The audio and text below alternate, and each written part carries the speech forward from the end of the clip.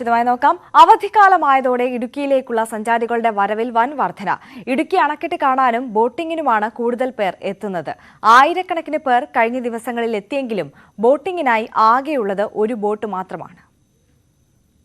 സ്കൂളുകൾ അടച്ചതോടെ നിരവധി പേരാണ് ഇടുക്കിയുടെ കാഴ്ചകൾ കാണാൻ എത്തുന്നത്. വരുന്നവർ ഇടുക്കി അണക്കെട്ട് കാണാതെ പോകാറുമില്ല. ഇവിടെ എത്തിയാൽ ബോട്ടിങ്ങും നിർബന്ധം. നിരവധി പേരാണ് കഴിഞ്ഞ രണ്ടാഴ്ചക്കിടെ ഇടുക്കി അണക്കെട്ട് കാണാനും ബോട്ടിംഗ് ആസ്വദിക്കാനും എത്തിയത്. ചെറുതോണി ഡാമിന്റെയും ഇടുക്കി ഡാമിന്റെയും വളരെ അടുത്തൂടെ ഞങ്ങൾക്ക് സഞ്ചരിക്കാൻ പറ്റി. അതിനെപ്പറ്റി കൂടുതൽ ഞങ്ങളുടെ കൂടെ വന്ന ഗൈഡ് പറഞ്ഞു തന്നപ്പോഴാണ് കൂടുതൽ ഞങ്ങൾക്ക് അതിനെപ്പറ്റിയുള്ള ചരിത്രങ്ങളൊക്കെ അറിയാൻ പറ്റി. പിന്നെ വൈശാലി കേവ്, കുറവൻമല, കുർത്തിമല അതെല്ലാം കാണാനും അറിയാനും പറ്റി.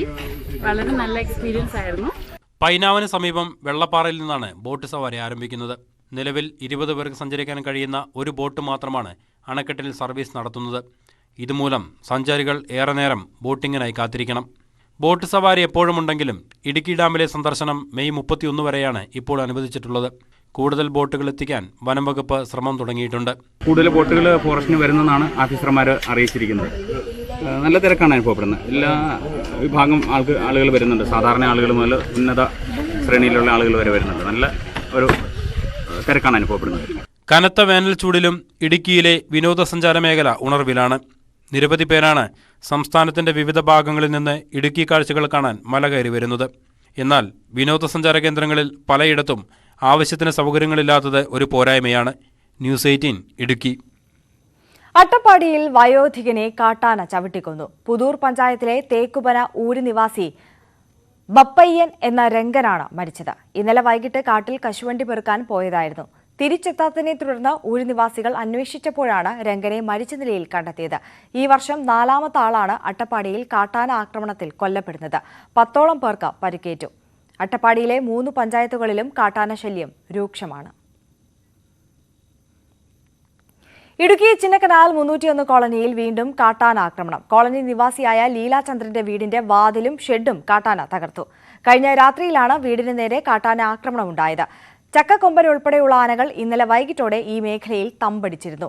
ആനകൾ എത്തിയതോടെ ലീല മറ്റൊരു വീട്ടിലേക്ക് മാറി. അതിനാൽ വൻ ദുരന്തം ഒഴിവായി. നിലവിൽ 301ലാണ് കുങ്കി ആനകളുടെ താവളം. ആനത്താവളം ഇവിടേക്ക് മാറ്റിയതോടെ കാട്ടാനകൾ ഇവിടേക്ക് എത്തുന്നത് പതിവാണ്. അരിക്കൊമ്പൻ വിഷയത്തിൽ അമിക്കസ് ക്യൂറി കോടതിയിൽ കാര്യങ്ങൾ അവതരിപ്പിക്കുമെന്ന് വനം മന്ത്രി A.K. ശശീന്ദ്രൻ. വിദഗ്ധ സമിതി ഇന്ന് ഓൺലൈൻ യോഗം ചേരും. അരിക്കൊമ്പൻ വിഷയത്തിൽ വനം വകുപ്പിൽ 2 അഭിപ്രായമില്ലെന്നും മന്ത്രി പറഞ്ഞു. ഈ കോടതി നിയോഗിച്ച അമിക്കസ് ക്യൂറി ഉൾപ്പെടെയുള്ള വിദഗ്ധ സംഘം തന്നെ മറ്റു നിർദ്ദേശങ്ങൾ മുന്നോട്ട് വെക്കുന്നതായിരിക്കും ഉചിതം എന്ന് ഞങ്ങൾ അറിയിക്കുകയുണ്ടായി. അത് അംഗീകരിച്ചുകൊണ്ട് തന്നെ ഈ സമിതിയോട് കാര്യങ്ങൾ പരിശോധിക്കാനും സർക്കാരിന്റെ അഭിപ്രായങ്ങൾ സീൽ വെച്ച കവറിൽ ബഹുമാനപ്പെട്ട കോടതിയിൽ എത്തിക്കണമെന്നുമാണ് പറഞ്ഞിട്ടുള്ളത്. അതാണ് ഇപ്പോഴത്തെ അവസ്ഥ. ഈ വിദഗ്ധ സമിതി ഇന്ന് യോഗം ചേരും എന്നാണ് കരുതുന്നത്. ഏതായാലും ഇതിങ്ങനെ അനിശ്ചിതത്വത്തിൽ പോകുന്നത് ആർക്കും ഒരു ഗുണവുമില്ലാത്തൊരു കാര്യമാണ്. ഈ അനിശ്ചിതത്വം തുടരാൻ പാടില്ല എന്നൊരു നിലപാട് ഇപ്പോൾ ഗവൺമെന്റ് സ്വീകരിച്ചിട്ടുണ്ട്. വനം വകുപ്പിന് അതിൻ്റെ അകത്ത് ഇടപെടുന്നേയില്ല. സ്ഥലം അവർ നിശ്ചയിച്ചു തന്നാൽ അത് പ്രായോഗികമായി എങ്ങനെ നടപ്പിലാക്കാൻ കഴിയുമെന്ന് സർക്കാർ ആലോചിക്കും. തൃശൂർ പൂരത്തിന് കൊടിയേറ്റം. തിരുവമ്പാടിയിലും പാറമേക്കാവിലും കൊടിക്കൂറ ഉയർന്നു. ഘടകക്ഷേത്രങ്ങളിലും കൊടിയേറുന്നതോടെ തൃശൂരിന് ഇനി പൂരാവേശത്തിന്റെ നാളുകളാണ്. 29-ന് പൂര വിളംബരം നടത്തി നെയ്തിലക്കാവ് അമ്മ വടക്കുംനാഥന്റെ തെക്കേ ഗോപുരനട തുറക്കും. 30-നാണ് തൃശൂർ പൂരം. CV അനുമോദിന്റെ റിപ്പോർട്ട്.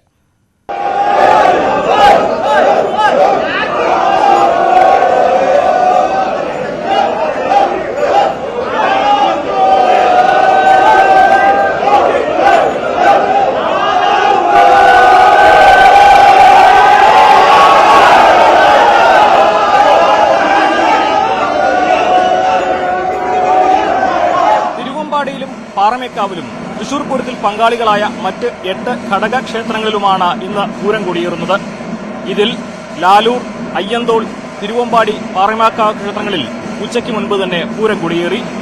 ലാലൂർ ശ്രീ കാർത്തേരി ക്ഷേത്രത്തിലായിരുന്നു ആദ്യത്തെ ചടങ്ങ്. 8 മണിക്കും 8:20 ഇടയിലായിരുന്നു ഇവിടെ പൂരം കൊടിയേറിയത്. അയ്യന്തോളിലും 11 മണിയോടെ പൂരം കൊടിയേറ്റ് ചടങ്ങുകൾ നടന്നു. തിരുവമ്പാടിയിൽ 11:30യോടെയാണ് പൂരം കൊടിയേറിയത്. 12 മണിയോടെ പാറമേക്കാവിലും. മറ്റ് 6 ക്ഷേത്രങ്ങളിൽ ഇനി 6 മണിക്ക് ശേഷം, അതായത് വൈകുന്നേരം 6 മണിക്ക് ശേഷമാണ് കൊടിയേറ്റ് ചടങ്ങുകൾ നടക്കുക. ഏറ്റവും അവസാനം പൂരം കൊടിയേറുക നെയ്തലക്കാവിലാണ്. 8 മണിക്കും 8:15 ഇടയിലാണ് നെയ്തലക്കാവിൽ പൂരം കൊടിയേറുക. പൂരം കൊടിയേറുന്നതോടെ പൂരത്തിന്റെ ചടങ്ങുകൾക്കും തൃശൂരിൽ തുടക്കമാവുകയാണ്. ഓരോ ദേശങ്ങളിലൂടെയുള്ള ഭഗവതിമാരുടെയും ശാസ്താക്കന്മാരുടെയും പറയെടുപ്പ് ചടങ്ങുകൾ ഈ പൂരം കൊടിയേറുന്നതോടെ തുടങ്ങും. 29-ാം തീയതി തെക്കേ ഗോപുരനട തുറക്കുന്നതോടെ പൂര വിളംബരം നടക്കും. 30-ാം തീയതിയാണ് ഈ വർഷത്തെ തൃശൂർ പൂരം.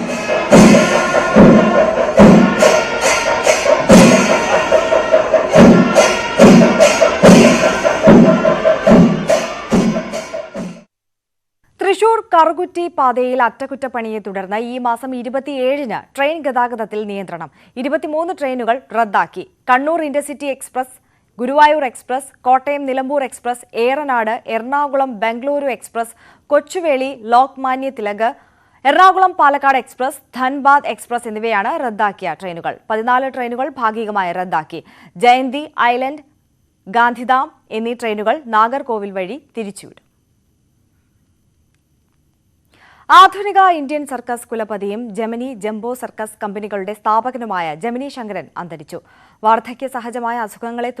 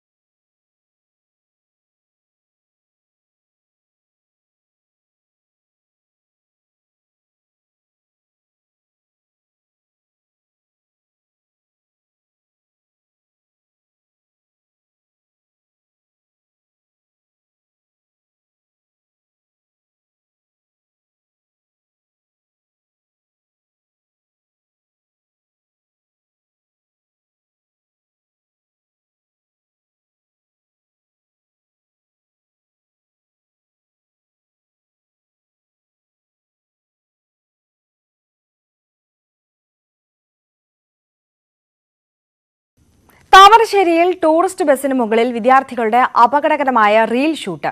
അമാന സിൻഡിക്കേറ്റ് എന്ന ടൂറിസ്റ്റ് ബസിൽ 11ഓളം വിദ്യാർത്ഥികൾ അപകടകരമായ വിധം യാത്ര ചെയ്ത് ഷൂട്ട് ചെയ്ത വീഡിയോയാണ് പ്രചരിക്കുന്നത്. ഒരാൾ മുന്നിലെ ചില്ലിന് മുകളിൽ ഇരുന്നാണ് യാത്ര ചെയ്യുന്നത്. ഡ്രൈവറുടെ വാതിൽ തുറന്നു പിടിച്ച് അതിനു മുകളിൽ പിടിച്ചു നിന്നാണ് മറ്റൊരാളുടെ യാത്ര. വലതുവശത്ത് തൂങ്ങി പിടിച്ചു നിൽക്കുന്നവരെയും മുകളിൽ കയറിയിരിക്കുന്നവരെയും വീഡിയോയിൽ കാണാം.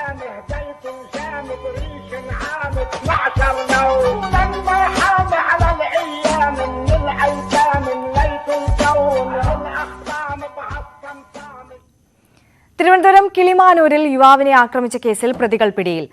കൂവത്തടം സ്വദേശി അനീഷിനെ മർദ്ദിച്ച കേസിലാണ് അറസ്റ്റ്. പഴയ കുന്നുമേൽ ബാബു, അച്ചു എന്നിവരാണ് പിടിയിലായത്. അച്ചുവിനെതിരെ അനീഷ് പോലീസിൽ പരാതി കൊടുത്തതിലുള്ള വിരോധത്തിലാണ് പ്രതികൾ ആക്രമിച്ചത്.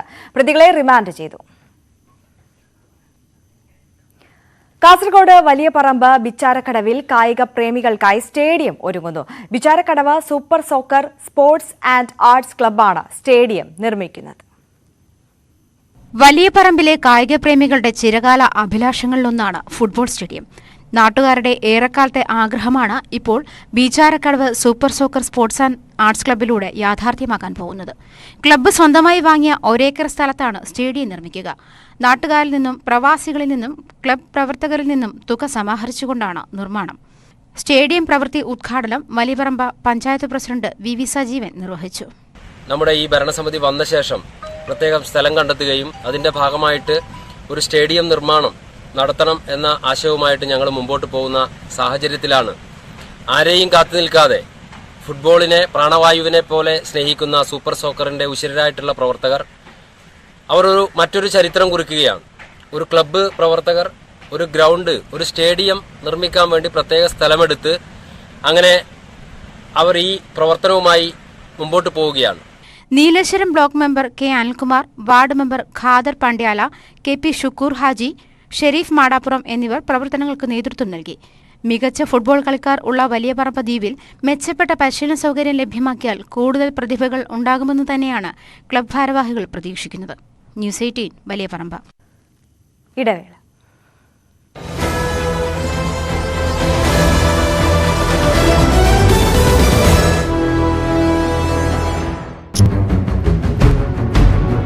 എല്ലാം തന്നെ ഇതിനകം തന്നെ പോലീസ് ഉദ്യോഗസ്ഥർ, ഒപ്പം യൂണിഫോമിൽ ഉള്ളതും അല്ലാതെയുമായുള്ള പോലീസ് ഉദ്യോഗസ്ഥർ അടക്കമാണ് ഈ തേവര ഭാഗത്തു നിന്നും എല്ലാമായിട്ട് ഇവിടേക്ക് ഉള്ളത്.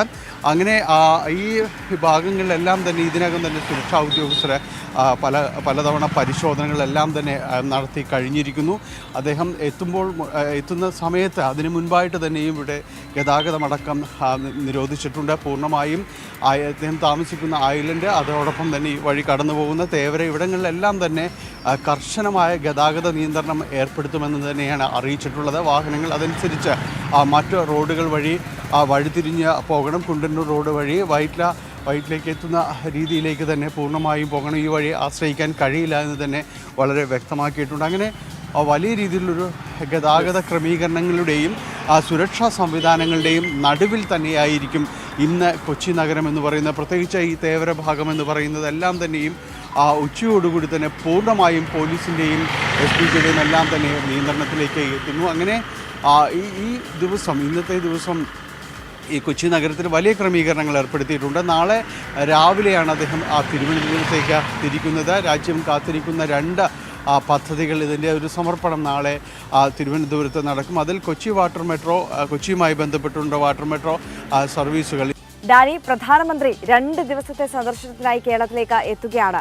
ഇന്ന് 5 മണിക്കാണ് നേവൽ ബേസിൽ അദ്ദേഹം വന്നിറങ്ങുന്നത്. അവിടെ നിന്ന് മെഗാ റോഡ് ഷോയായി തേവര SH കോളേജ് ഗ്രൗണ്ടിലേക്ക് അദ്ദേഹം എത്തുന്നു. അവിടെ യുവം 2023 പരിപാടി ഉദ്ഘാടനം ചെയ്യുന്നു.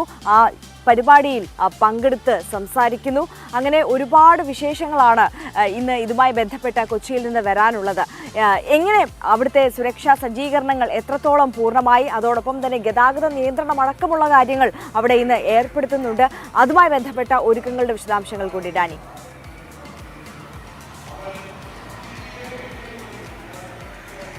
സജ്ജത്ത് ആര്യ, വെരി ഗുഡ് മോർണിംഗ്. നേരത്തെ സൂചിപ്പിച്ചതുപോലെ 2 ദിവസത്തെ വാർത്ത പൂർണ്ണമായും അല്ലെങ്കിൽ പ്രധാനമായും തന്നെ രാജ്യത്തെ പ്രധാനമന്ത്രിയിലേക്ക് കേന്ദ്രീകരിക്കുന്നു. കൊച്ചിയിലും തിരുവനന്തപുരത്തുമായി കേന്ദ്രീകരിക്കുന്നു എന്നത് തന്നെയാണ് ഏറ്റവും പ്രധാനമായിട്ടുള്ളത്. നമ്മൾ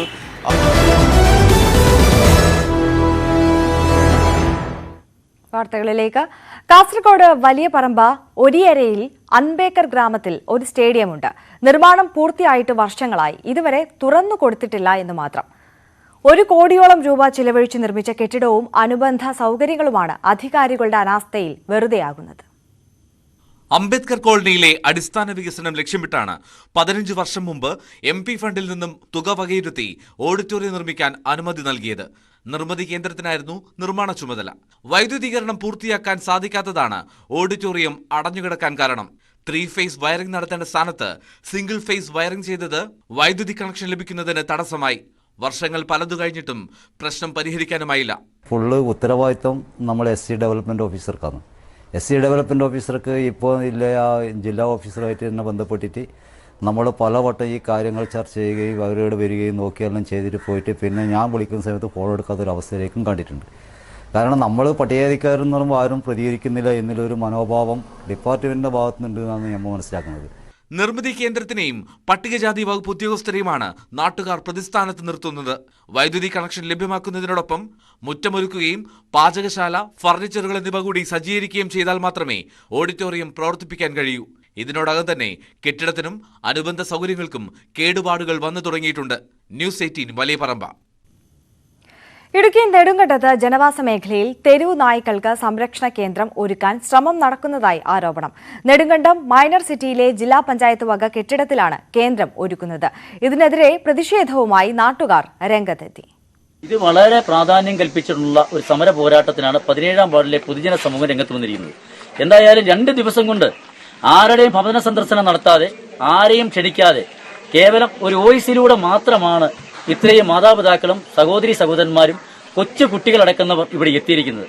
നെടുങ്കണ്ടം, ഇടുക്കി ബ്ലോക്ക് പഞ്ചായത്തുകളിലെ വിവിധ മേഖലകളിൽ അലഞ്ഞുതിരിയുന്ന തെരുവു നായ്ക്കളെ പിടികൂടി സംരക്ഷിക്കുന്നതിനാണ് അധികൃതർ നീക്കം നടത്തുന്നത്. വർഷങ്ങൾക്ക് മുൻപ് മൈനർ സിറ്റിയിൽ ജില്ലാ പഞ്ചായത്ത് വ്യവസായ പാർക്കിനായി നിർമ്മിച്ച കെട്ടിടത്തിലാണ് നായ്ക്കളെ എത്തിക്കാൻ ശ്രമിക്കുന്നത്. സമീപ മേഖലയിൽ നിരവധി വീടുകളുണ്ട്. നായ്ക്കളുടെ ബഹളവും ഭക്ഷണാവശിഷ്ടങ്ങളുടെ ദുർഗന്ധവും മേഖലയിലെ സ്വൈര്യ ജീവിതത്തിന് ഭംഗം വരുത്തുമെന്നാണ് നാട്ടുകാരുടെ പരാതി. ഞങ്ങളുടെ കുട്ടികൾ, മാതാപിതാക്കൾ, അതുപോലെ ഈ വഴിയിൽ കൂടി മാത്രമേ ഞങ്ങൾക്ക് നടന്നു പോകാനായിട്ട് മാർഗമുള്ളൂ. സ്കൂൾ തുറന്നു കഴിഞ്ഞാൽ നിരവധി കുട്ടികൾ നടക്കുന്ന ഒരു പ്രദേശമാണ്. നടന്നു തന്നെ സ്കൂളിൽ പോകുന്ന കുട്ടികളാണ്. ഇങ്ങനെ ഒരു ഫാം ഇവിടെ കൊണ്ടുവന്നത് ഞങ്ങളെപ്പോലെയുള്ളവരുടെ നിത്യജീവിതത്തിന് വളരെയേറെ ദുരിതമായിരിക്കും.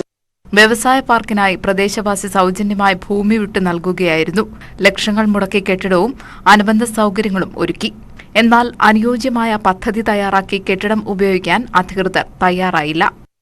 ജില്ലാ പഞ്ചായത്തിന്റെ നിരുത്തരവാദമായ പെരുമാറ്റത്തിന്റെ ഫലമായിട്ടാണ് എന്ന് പറഞ്ഞാൽ ജില്ലാ പഞ്ചായത്ത് മെമ്പർമാരായിട്ട് ഇവിടുന്ന് പോകുന്ന ഒരു സിറ്റിംഗ് ലീസ് മേടിച്ച് വരുന്നതല്ലാതെ ഈ വാർഡിന് വേണ്ടി ഈ ഭാഗത്തു വേണ്ടി യാതൊരു പണിയും ചെയ്തിട്ടില്ല.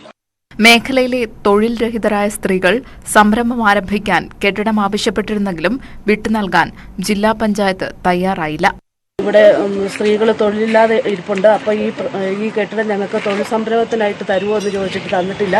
അങ്ങനെ ഇരിക്കുകയാണ് ഈ നായ് സങ്കേതം ഇവിടെ കൊണ്ടുവരുന്നത്. ഒരു കാരണവശാലും ഇത് ഇവിടെ അനുവദിക്കുന്നതല്ല.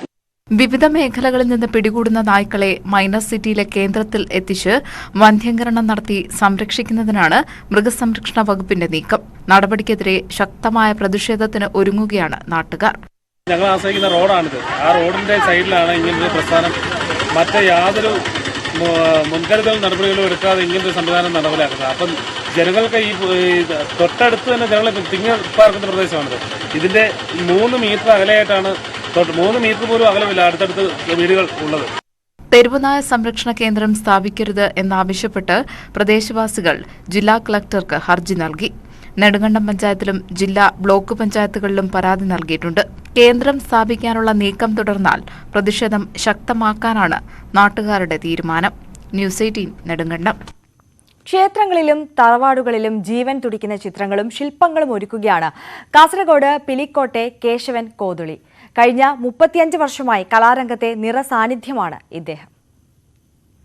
ദാരുശില്പങ്ങൾ, ചുമർ ചിത്രങ്ങൾ എന്നിവ തയ്യാറാക്കുന്നതിൽ വിദഗ്ധനാണ് കേശവൻ കോതുളി. കൊത്തുപടികൾക്കൊപ്പം തന്നെ ചിത്രമെഴുത്തും തപസ്യയാക്കിയ കലാകാരനാണ് ഇദ്ദേഹം. കളിയാട്ടക്കാലമായാൽ കേശവന് പിന്നെ വിശ്രമമില്ല. ക്ഷേത്രങ്ങളിലും തറവാടുകളിലും ശില്പങ്ങളും ചിത്രങ്ങളും തയ്യാറാക്കുകയും പഴയവ പുതുക്കി നൽകുകയും ചെയ്യും. മുഖയാമങ്ങളുടെയും ചുമർ ചിത്രങ്ങളുടെയും ജോലിയാണ് കൂടുതലും. പ്രശസ്ത ശില്പിയും ചിത്രകാരനുമായ രവി പീലിക്കോടാണ് ഗുരു. കഴിഞ്ഞ 35 വർഷത്തോളമായി ചിത്രരചനയുമായി ബന്ധപ്പെട്ട ജോലികൾ ചെയ്തു വരുന്നു. ക്ഷേത്ര സംബന്ധിയായ ക്ഷേത്ര മുഖായമ പെയിൻറ്റുകൾ, ക്ഷേത്ര ചുമർ ചിത്രങ്ങൾ, ക്ഷേത്രത്തിന് ആവശ്യമായ പീഠം, പള്ളിപ്പീഠം, കൂടാതെ കലശത്തട്ട്, തുലാഭാരത്തട്ട്, കൂടാതെ മറ്റ് അലങ്കാര പണികളൊക്കെ ചെയ്തു വരുന്നു. കളിയാട്ടത്തിന് മുന്നോടിയായി കാലിക്കടവ് കരിക്കക്കാവിലെ പെയിന്റിംഗ് ജോലികൾ ചെയ്തു തീർക്കുന്ന തിരക്കിലാണ് ഇപ്പോൾ ഇദ്ദേഹം. മകൻ അഖിലും അച്ഛന്റെ പാത പിന്തുടർന്ന് കലാരംഗത്തുണ്ട്. ന്യൂസ് 18 പീലിക്കോട്. തൃശൂർ പുത്തൂർ സുവോളജിക്കൽ പാർക്കിൽ ആദ്യമെത്തിയത് വൈഗ എന്ന കടുവ. നെയ്യാറിൽ നിന്നെത്തിച്ച 13 വയസ്സ് പ്രായമുള്ള വൈഗയെ ചന്ദനക്കുന്നിലെ ഐസൊലേഷൻ കേന്ദ്രത്തിലേക്ക് മാറ്റി. പുത്തൂർ സുവോളജിക്കൽ പാർക്കിലേക്ക് രണ്ടാമത്തെ കടുവയെ ഉടൻ എത്തിക്കും. സ്ഥലവുമായി ഇണങ്ങിയ ശേഷം മാത്രമാണ് ജീവികളെ ആവാസ ഇടത്തിലേക്ക് മാറ്റുക. മൃഗങ്ങളെയും പക്ഷികളെയും ആവാസ വ്യവസ്ഥയിൽ വെച്ച് കാണാവുന്ന തരത്തിൽ ഒരുങ്ങുന്ന സുവോളജിക്കൽ പാർക്കാണ് പുത്തൂരിലേത്. മെയ് പകുതിയോടെ ബയോഡൈവേഴ്സിറ്റി പാർക്ക് കൂടി പൂർത്തീകരിക്കും. സിംഹം, പുലി, കടുവ, സസ്തനികൾ, പക്ഷികൾ, ഉരഗങ്ങൾ, ഉഭയജീവികൾ ഉൾപ്പെടെ 64 ഇനങ്ങളിലായി 511 ജീവികളെയും അപൂർവ ഇനം പക്ഷിമൃഗാദികളെയും തൃശൂർ മൃഗസംരക്ഷണ കേന്ദ്രത്തിൽ നിന്നും പുത്തൂർ സുവോളജിക്കൽ പാർക്കിൽ എത്തിക്കാൻ ലക്ഷ്യമിടുന്നുണ്ട്. സിംഹവാലൻ കുരങ്ങ, കാട്ടുപോത്ത് എന്നിവയെ തിരുവനന്തപുരം മൃഗസംരക്ഷണ കേന്ദ്രത്തിൽ നിന്നും എത്തിക്കും. 306 കോടി രൂപയുടെ പദ്ധതിയിൽ കിഫ്ബിയുടെ 269 കോടി ചെലവഴിച്ചാണ് പാർക്ക് ഒരുങ്ങുന്നത്. വനത്തിന്റെ സ്വാഭാവികത നിലനിർത്തിക്കൊണ്ട് 24ഓളം ആവാസ ഇടങ്ങളിൽ 8 ആവാസ വ്യവസ്ഥകളാണ് നിർമ്മിച്ചിരിക്കുന്നത്. പ്രതിവർഷം 30 ലക്ഷം പേർ പാർക്കിൽ വന്നു പോകുമെന്നാണ് കരുതുന്നത്. ഇത് വൈകിക്ക് വേണ്ടി മാത്രമല്ല, ഇനി ദുർഗ കൂടി വരും സിംഹ സഫാരി പാർക്കിൽ നിന്ന് എന്നാണ് ഞങ്ങൾ പ്രതീക്ഷിക്കുന്നത്. അത് മാത്രമല്ല, ഇനി വരാനിരിക്കുന്നവർക്കൊക്കെ നേരിട്ട് മൃഗശാലകളുമായി ബന്ധമില്ലാതെ നേരിട്ടെത്തുന്ന എല്ലാ മൃഗങ്ങൾക്കും ഏതെങ്കിലും വിധത്തിലുള്ള രോഗബാധിതരായവർക്കുമൊക്കെ ഐസൊലേഷൻ നടത്തി അവിടേക്ക് കൊണ്ടുപോകാൻ പറ്റുന്ന ഒരു ഐസൊലേറ്റഡ് സെന്ററാണ് ഇവിടെ ഇപ്പോൾ നമ്മളെല്ലാവരും കണ്ടുകൊണ്ടിരിക്കുന്ന ഈ പ്രദേശം. വളരെ ഗംഭീരമായ തയ്യാറെടുപ്പുകൾ ഇതിന്റെ ഡയറക്ടറായിട്ടുള്ള കീർത്തി IFSന്റെ നേതൃത്വത്തിൽ കഴിഞ്ഞ കുറേ ദിവസങ്ങളായി നടത്തി. അതിനുശേഷമാണ് ഇവിടേക്ക് നമ്മുടെ ആദ്യത്തെ കടുവയായിട്ടുള്ള പെൺ കടുവ ഈ വൈഗയുടെ പ്രവേശനം ഉണ്ടാകുന്നത്. ഇപ്പൊ നിങ്ങൾ രണ്ടാമത്തെ ഘട്ടം പൂർണ്ണമായി ജൂണോടുകൂടി നമുക്ക് പൂർത്തീകരിക്കാൻ കഴിയും. മൂന്നാമത്തെ ഘട്ടം ഇപ്പൊ തന്നെ ആരംഭിച്ചിട്ടുണ്ട്. അതും ഈ ഓഗസ്റ്റ് സെപ്റ്റംബർ മാസത്തോടു കൂടി തീർക്കാൻ കഴിയും എന്നാണ് ഞങ്ങൾ പ്രതീക്ഷിക്കുന്നത്. സീബ്ര, ജിറാഫ്, ആഫ്രിക്കൻ മാനുകൾ, അനാക്കൊണ്ട എന്നിവയെ വിദേശ രാജ്യങ്ങളിൽ നിന്നും സംസ്ഥാനത്തിന് പുറത്തുനിന്നും 2 തരം കരടികളെയും ഏജൻസികൾ മുഖാന്തരവും എത്തിക്കാൻ ലക്ഷ്യമിടുന്നുണ്ട്. ജൂലൈ മുതൽ ആരംഭിക്കുന്ന മൃഗങ്ങളുടെ ഷിഫ്റ്റിംഗ് ഒക്ടോബറോടെ പൂർത്തീകരിക്കും. 350 ഏക്കറിൽ പ്രശസ്ത ഓസ്ട്രേലിയൻ മൃഗശാല ഡിസൈനർ ജോൺ കോ ഡിസൈൻ ചെയ്ത പുത്തൂർ സുവോളജിക്കൽ പാർക്കിന് ഇന്ത്യയിലെ ആദ്യത്തെ ഡിസൈനർ മൃഗശാലയെന്ന പ്രത്യേകത കൂടിയുണ്ട്. ന്യൂസ് 18 തൃശൂർ. കോഴിക്കോട് ഇരിങ്ങലിലെ റെയിൽവേ സ്റ്റേഷൻ പ്ലാറ്റ്ഫോം നവീകരണം വൈകുന്നു. പ്ലാറ്റ്ഫോം ഉയരമില്ലാത്തതുകൊണ്ട് കയറാനും ഇറങ്ങാനും പ്രയാസമാണ്. ഇത് ഉയർത്തിയാൽ മാത്രമേ സ്ത്രീകൾ അടക്കമുള്ളവർക്ക് യാത്ര സുരക്ഷിതമാവുകയുള്ളൂ. പലതവണ ഫണ്ട് അനുവദിച്ചെങ്കിലും നിർമ്മാണം നീണ്ടുപോവുകയാണ്. വടകരയ്ക്കും കൊയിലാണ്ടിക്കും ഇടയിലുള്ള പാസഞ്ചർ ട്രെയിനുകൾ മാത്രം നിർത്തുന്ന സ്റ്റേഷനാണ് ഇരിങ്ങൽ. സ്റ്റേഷന്റെ പ്ലാറ്റ്ഫോം നവീകരിക്കണമെന്ന ആവശ്യത്തിന് പതിറ്റാണ്ടുകളുടെ പഴക്കമുണ്ട്. ഇവിടെ പ്ലാറ്റ്ഫോം പാളത്തിന് സമാന്തരമാണ്. ഇതുമൂലം ട്രെയിനുകളിൽ സ്ത്രീകൾക്കും കുട്ടികൾക്കും പ്രായമായവർക്കും രോഗികൾക്കും കയറാൻ ഏറെ പ്രയാസമാണ്. പ്രയാസമുള്ളവർ വടകരയിലും പയ്യോളിയിലും പോയാണ് ട്രെയിനിൽ കയറുന്നത്. കോവിഡ് കാലത്തിനു ശേഷം Kannur Coimbatore passenger train stop നിർത്തലാക്കുകയും ചെയ്തു. രോഗികൾക്ക് മെഡിക്കൽ കോളേജിലൊക്കെ പോകാനുള്ള വളരെ സൗകര്യമുള്ള സ്റ്റേഷനാണ്. പക്ഷേ എങ്ങനെ പോകും എന്നുള്ളതാണ്. വാർദ്ധക്യ സഹജമായ അസുഖമുള്ളവർക്ക്, അതുപോലെ തന്നെ ഗർഭിണികൾക്ക്, ഇവർക്കൊന്നും ഈ പ്ലാറ്റ്ഫോമിൽ നിന്ന് ട്രെയിനിലേക്ക് കയറാൻ കഴിയില്ല. അതുപോലെ തന്നെ ഇറങ്ങാനും കഴിയില്ല. എന്തെങ്കിലും സാധനമൊക്കെ എടുത്തിട്ട് ഇറങ്ങാൻ കഴിയാത്തൊരു സാഹചര്യമാണ്. പ്ലാറ്റ്ഫോം നവീകരണം കരാറുകാർ ഏറ്റെടുക്കാത്തതാണ് പ്രശ്നമെന്നാണ് അധികൃതർ പറയുന്നത്. എന്നാൽ ഇക്കാര്യത്തിൽ മെല്ലെ പോക്കുണ്ടെന്ന് നാട്ടുകാർ കുറ്റപ്പെടുത്തുന്നു. പ്ലാറ്റ്ഫോം ഉയർത്തുന്നതിനു പുറമെ നീളം വർദ്ധിപ്പിക്കുന്നതും അനിശ്ചിതമായി നീളുകയാണ്. അനുവദിക്കുന്ന ഫണ്ട് അപര്യാപ്തമായതാണ് കരാറുകാരുടെ വിമുഖതയ്ക്ക് കാരണമെന്നാണ് പൊതുപ്രവർത്തകർ പറയുന്നത്. 4 ട്രെയിനുകൾ മാത്രമാണ് ഇപ്പോൾ ഇവിടെ നിർത്തുന്നത്. ന്യൂസ് 18 ഇരിങ്ങൽ. ഉൽപാദനക്കുറവും വിലത്തകർച്ചയും ഇടുക്കി ഹൈറേഞ്ചിലെ കശുവണ്ടി കർഷകർക്ക് പ്രതിസന്ധിയാകുന്നു. 1 കിലോയ്ക്ക് 85 രൂപയാണ് ഇപ്പോഴത്തെ വില. കാലാവസ്ഥാ വ്യതിയാനത്തിൽ ഇത്തവണ കൈഫലം കുറഞ്ഞതോടെ കർഷകർക്ക് പ്രതീക്ഷിച്ച വരുമാനം ലഭിക്കാതായി. ഹൈറേഞ്ചിന്റെ കാർഷിക മേഖലയിൽ കശുമാവ് കൃഷിക്ക് വലിയ പ്രാധാന്യമുണ്ട്. മലഞ്ചെരുവുകളിൽ ഇത്തവണ നേരത്തെ തന്നെ കശുമാവുകൾ പൂത്തെങ്കിലും കടുത്ത വേനൽ ചൂടിൽ പൂക്കൾ കരിഞ്ഞേറെയും നശിച്ചു. കാലാവസ്ഥാ വ്യതിയാനം പ്രതിസന്ധി സൃഷ്ടിച്ചതിനു പുറമെയാണ് കശുവണ്ടിയുടെ അപ്രതീക്ഷിതമായ വിലത്തകർച്ചയും കർഷകർ നേരിടുന്നത്. കൃഷിയുടെ അനുബന്ധ ചെലവുകൾ വെച്ച് നോക്കുമ്പോൾ യഥാർത്ഥമായ വില ലഭിക്കുന്നില്ല കർഷകർ. കശുമാവ് ഇപ്പോൾ കാലാവസ്ഥയുടെ വ്യതിയാനം അനുസരിച്ച് ഒരു കൃഷിയിൽ കാവലത്തിൻ്റെ കുറവ് വളരെ ഭയങ്കരമായിട്ടുണ്ട്. പിന്നെ ശരിക്കും വന്യമൃഗങ്ങളുടെ ഒരു ആക്രമണങ്ങൾ ഉണ്ടാകുന്ന കൃഷിയിൽ ശരിക്കും പറഞ്ഞാൽ മുള്ളന് കുരങ്ങ ഉൾപ്പെടെയുള്ള വന്യമൃഗങ്ങൾ ഭയങ്കരമായിട്ട് ഈ കൃഷിയെ പരിപോഷിപ്പിക്കാൻ കഴിയുന്നില്ല കർഷകന്. പിന്നെ നമ്മുടെ വില ശരിക്കും പറഞ്ഞാൽ കഴിഞ്ഞ കാലങ്ങളെ വെച്ച് നോക്കുമ്പോൾ വില വളരെ കുറവാണ്. 160-200 രൂപ അടുത്ത് വരെയും വില വന്ന ഒരു സാഹചര്യം ഉണ്ടായിരുന്നു. ഇപ്പോഴും 100 രൂപ വന്നു, താഴെ 90 രൂപയുടെ അടുത്തായിട്ടുണ്ട് ഇപ്പോൾ. സമ്മിശ്ര കൃഷിയിലൂടെയാണ് ഹൈറേഞ്ചിലെ കർഷകർ കാർഷിക മേഖലയിൽ നിന്ന് വരുമാനം കണ്ടെത്തുന്നത്. അതിനാൽ ഓരോ കാലത്തും ഓരോ കൃഷിയിൽ നിന്നുള്ള വരുമാനമാണ് കർഷകരുടെ പ്രതീക്ഷ. കശുവണ്ടി മേഖലയുടെ പ്രതിസന്ധിയും മലയോര കർഷകരുടെ ജീവിതത്തിന് വലിയ തിരിച്ചടിയാണ് ഉണ്ടാക്കുന്നത്. ന്യൂസ് 18 ഇടുക്കി. നാട്ടുവർത്തമാനം പൂർണ്ണമാകുന്നു. നമസ്കാരം.